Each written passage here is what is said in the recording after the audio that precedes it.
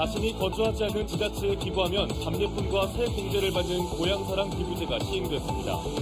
고향사랑 기부가 잇따르는 가운데 고향이 광주인 방탄소년단 멤버 제이홉도 동참 의사를 밝혔습니다. 2023년 새해 첫 출근날 직장마다 시무식을 갖고 파업과 비전을 공유했습니다. 일부 직장에선 시무식을 봉사활동으로 대체하거나 지역민과 소통하는 행사를 펼쳐 눈길을 끌었습니다. 새해를 맞아 5.18 민주묘지를 찾은 광주 전남 정치권 인사들이 윤석열 정부에 대한 쓴소리를 쏟아내며 민생 회복을 다짐했습니다. 오는 4일 5.18 묘역을 찾을 예정인 국민의힘 광주광역시장은 먼저 올해 1순위 정책으로 총정력 광장 조성을 내놨습니다. 갈수록 존재감을 잃어가는 호남의 정치적 영향력 회복이 시급합니다. 내년 총선을 앞둔 올해 호남 정치인들의 능력이 다시 한번 시험대에 오를 전망입니다. 여러분 안녕하십니까? KBC 8시 뉴스입니다. 자신이 거주하지 않는 지자체에 기부하면 답례품과 세액공제를 받는 고향사랑 기부제가 새해 첫날부터 시행됐습니다. 고향이 광주인 방탄소년단 멤버 제이홉도 종참 의사를 밝히며 기부 활성화에 청신호가 켜졌습니다. 구영슬 기자의 보도입니다. 광주에 사는 김병우 씨는 고향을 향한 애틋한 마음을 담아 신안군에 50만 원을 기부했습니다. 신안군은 김 씨에게 답례품으로 지역 상품권과 함께 홍어와 낙지, 소금 등 특산품을 기부금 세액공제 혜택도 줍니다. 누이 좋고 매부 좋은 기부제도 고향사랑 기부제가 올해부터 본격적으로 시작됐습니다. 어린이들 보건 복지 문제에 크게 좀 쓰였으면 좋겠고 우리 학생들 교육 문제에 크게 좀 쓰였으면 좋겠다는 생각이 듭니다. 또 우리 지역 상품으로 하기 때문에 우리 지역 상품을 외지에 특별히 많은 홍보할 수 있는 그런 계기도 되고.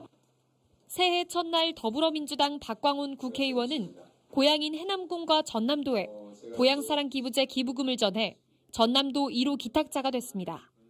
연예계에선 고향이 광주인 그룹 방탄소년단 BTS 멤버 제이홉이 고향사랑 기부제에 동참하겠다는 의사를 밝히며 참여 열기에 불을 지폈습니다. 고향사랑 기부제는 자신이 살고 있는 주소지가 아닌 다른 지방자치단체에 최대 500만 원까지 기부가 가능합니다. 기부를 하면 기부액의 30% 범위 안에서 답례품을 받을 수 있고 세액공제 혜택도 누릴 수 있습니다. 10만 원 이하 기부금은 전액 세액공제를 받을 수 있고 초과 금액에 대해선 약 17% 세액공제를 받을 수 있습니다. 이 고향사랑 기부제를 통해서 재정 여건이 열악한 저희 신안군 같은 경우는 지방 재정에 상당한 효과가 있을 것이다. 그리고 또 우리 지역 농산물을 답례품으로 보낼 수 있어서 판로 확보에도 되고 또 지역 주민들의 소득에도 도움이 되는. 고향사랑 기부제는 전국 지자체나 농협, 고향사랑 이음 온라인 시스템을 통해 온오프라인 방식으로 참여하면 됩니다. 애양심을 담은 기부 행렬이 새해 벽두부터 훈풍을 불어넣고 있습니다. KBC 구영슬입니다. 2023년 새해 첫 출근 어떠셨습니까? 직장마다 시무식을 갖고 화합을 다지면서 비전을 공유했을 텐데요. 일부 직장에선 일반적인 시무식에서 벗어나 봉사활동을 펼치거나 지역민과 함께 소통하는 행사를 펼쳐 눈길을 끌었습니다. 조윤정 기자입니다. 강진의 한 대형 공연장에 군민 800여 명이 모여 힘찬 새 출발을 다짐합니다. 2023년 새해를 맞아 강진군이 마련한 군민 다짐 대회 현장입니다. 청년과 여성, 농민 등 다양한 계층의 지역민들을 초대해 이야기를 듣고 올 한 해 목표를 공유하는 자리가 됐습니다. 토끼에는 이렇게 좀 색다르게 2003년을 열 수 있도록 하시는 점에서 좀 색다르고 보람도 있을 것 같고. 새해 첫 월요일, 일부 지자체는 시무식을 대신해 특별한 봉사활동을 펼치기도 했습니다. 광주 북구청은 토끼띠인 직원들과 함께 각 노인 복지시설을 찾아 배식 봉사에 나서 눈길을 끌었습니다. 우리 직원들하고 같이 배식 봉사를 해서 우리 어르신들이 더 건강하게 할 수 있도록. 기업들도 시무식을 개최하고 새해의 결의를 다졌습니다. 신임 행장에 취임한 광주은행 보병일 행장은 올 한 해 지역 주민들을 위한 은행의 역할을 충실히 해나갈 것을 다짐했습니다. 새해부터 다시 찾아온 한파에 한껏 움츠렸던 출근 첫날. 직장인들과 지자체, 기업들은 저마다 새로운 각오로 힘찬 도약을 다짐했습니다. KBC 조윤정입니다. 새해를 맞아 5.18 민주묘지엔 광주 전남 정치권 인사들의 참배 행렬이 이어졌습니다. 윤석열 정부에 대한 쓴소리에 이어 민생회복을 최우선으로 하겠다는 다짐을 전했습니다. 정의진 기자입니다. 5.18 민주묘지 참배를 마친 정치권은 윤석열 정부를 향해 일제히 쓴소리부터 꺼냈습니다. 취임 이후 오직 정치 보복과 검찰 독재만 일삼았다고 지적했습니다. 민생은 실종되고 오직 정쟁, 그리고 수사, 야당 탄압, 정적 죽이기 이런 것으로 일관했습니다. 그런 윤석열 정부에 대한 정말 과감한 어떤 브레이크를 잡고 5.18 정신에 역행하는 현 정권에 단호히 대응하겠다고도 강조했습니다. 민주주의의 본산지가 광주인데 이 정부에서 민주주의를 후퇴시키는 것을 저희들이 강력하게 저지를 해서 지켜내는 것.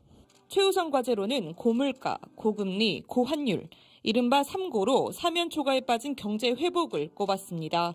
작년 예산을 통과할 때도 민생 예산을 우선시 통과시켰던 부분들도 있고 앞으로도 노동 문제라든가 여러 가지 민생 문제에 있어서 민주당이 발벗고 나서는 정쟁과 갈등으로 또다시 예산안과 민생법안 처리가 늦어진 데 대한 반성의 목소리도 나왔습니다.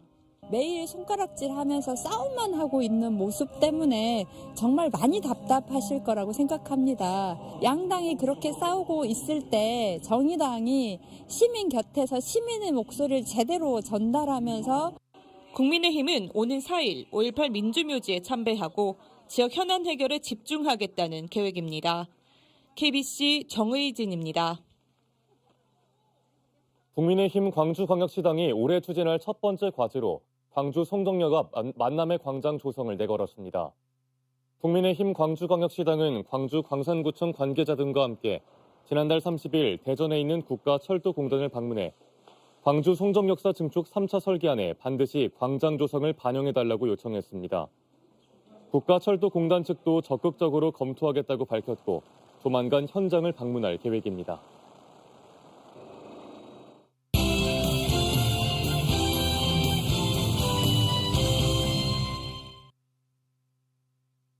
(2023년) 신년기획, 오늘은 두 번째 순서로 호남 정치의 미래를 전망해봅니다.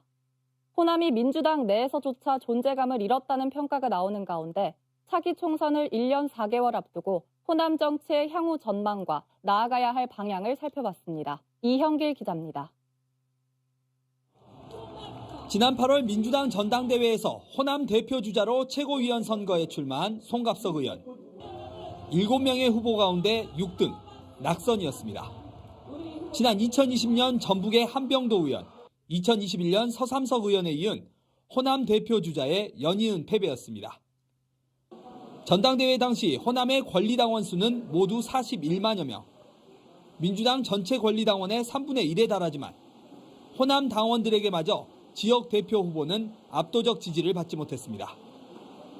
지역 안팎에서는 힘을 잃은 호남 정치를 실감해야 했습니다. 수도권에 있는 당원들의 의견이 지역에까지 영향을 주는 관계가 뒤집힌 상황이 전개되는 것 같습니다. 내년 총선을 앞두고 호남 정치는 올해 다시 한번 시험대에 오릅니다. 이재명 당대표의 사법 리스크 속에 지역 정치권이 얼마나 영향력을 보여줄 수 있을지, 또 변화를 이끌어갈 수 있을지가 관건입니다. 하지만 정치인들이 민주당 공천에만 매달리며 권리당원 모집과 지도부 눈치 보기에만 나선다면 호남 정치의 쇠락은 장기화될 수 있다는 지적도 나옵니다. 대한민국 전체를 한번 책임질 수 있는 그런 큰 정치인이 되겠다는 목표를 가지고 시작하는 그런 정치인이 됐으면 좋겠습니다. 국민의힘의 서진 정책 가속화와 양당 중심에서의 정계 개편 시나리오는 호남 정치에서도 변수로 떠오를 전망입니다. DJ 이후 영향력과 존재감을 잃어가는 호남 정치가 어떤 활로를 찾아낼 수 있을지 2023년 정치권을 바라보는 또 하나의 관전 포인트입니다. KBC 이영길입니다. 새벽 시간 술에 취해 운전을 하다 건물 출입문을 들이받은 40대가 경찰에 붙잡혔습니다.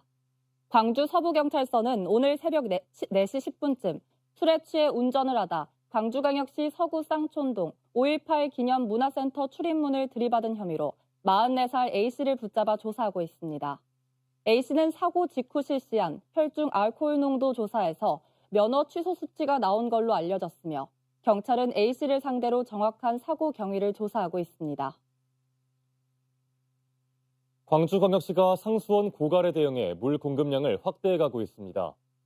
광주광역시는 영산강 덕흥보 주변 물을 생활용수로 활용하기 위한 공사를 이번 주부터 오는 5월까지 진행할 예정인 가운데 공사가 끝나면 하루 2만 톤에서 5만 톤의 물을 용현 저수장으로 보낼 수 있을 전망입니다.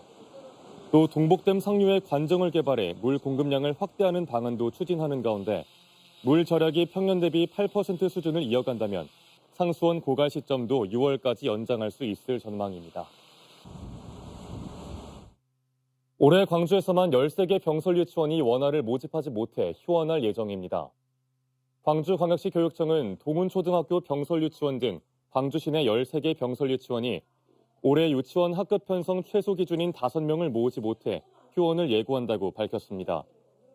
이 가운데 치평초 병설 유치원 등 4곳은 지난 2021년부터 3년 연속 휴원을 하게 됐는데 광주교육청은 3년 연속 원화 모집을 충족하지 못한 유치원을 폐원하기로 해 이들 유치원은 폐원이 우려되는 상황입니다. 올해부터 경찰의 교통정보가 내비게이션 업체 실시간으로 제공됩니다. 경찰청은 지난해 전라남도 자치경찰위원회가 실시해 좋은 성과를 거둔 내비게이션 활용 교통안전 확보 실책을 전국으로 확대 적용한다고 밝혔습니다. 앞서 전라남도 자치경찰위원회는 지난해부터 제한속도와 일방통행, 유턴, 중앙선 절선 등 경찰이 가진 교통정보를 내비게이션 업체에 실시간으로 전달하는 시책을 시행해 왔습니다. 희망 2023 나눔 캠페인에 참여해주신 분들입니다. 주식회사 한국 CNT에서 500만 원을 보내주셨습니다. 센트럴 저축은행에서 200만 원을 보내주셨습니다. 소중한 성금을 보내주셔서 감사합니다. KBC 광주방송은 오늘 100여 명의 임직원이 참석한 가운데 방송국 대강당에서 시무식을 열고 새해 업무를 시작했습니다. KBC는 올 한 해 플레이 더 로컬을 슬로건으로 다양한 지역의 콘텐츠를 방송과 인터넷, SNS 등을 통해 세계로 전파하기 위한 방법과 미래 비전을 공유하는 시간을 가졌습니다. 지난해 농수산식품 수출액이 사상 최고치를 기록했습니다. 한국농수산식품유통공사에 따르면 지난해 농수산식품 수출액이 119억 8천만 달러로 2021년 100억 달러를 돌파한 이후 2년 연속 역대 최고 기록을 갈아치웠습니다. 특히 미국 조지아주 등 4개 주와 미 연방의회에서 김치의 날이 제정되거나 발의되면서 대미 김치 수출 실적이 사상 최고치를 찍은 걸로 나타났습니다. 인권운동가인 고 홍남순 변호사의 가옥을 복원하는 작업이 시작됩니다. 광주광역시는 5.18 민주화운동 사적지 29호로 지정된 광주광역시 궁동의 홍 변호사 가옥 복원을 위한 실시 설계 용역에 들어갔다고 오늘 밝혔습니다. 해당 가옥은 지난 1963년 변호사 개업 당시 활동했던 공간으로 5.18 당시 항쟁 수습을 위한 대책회의 장소로도 활용됐습니다.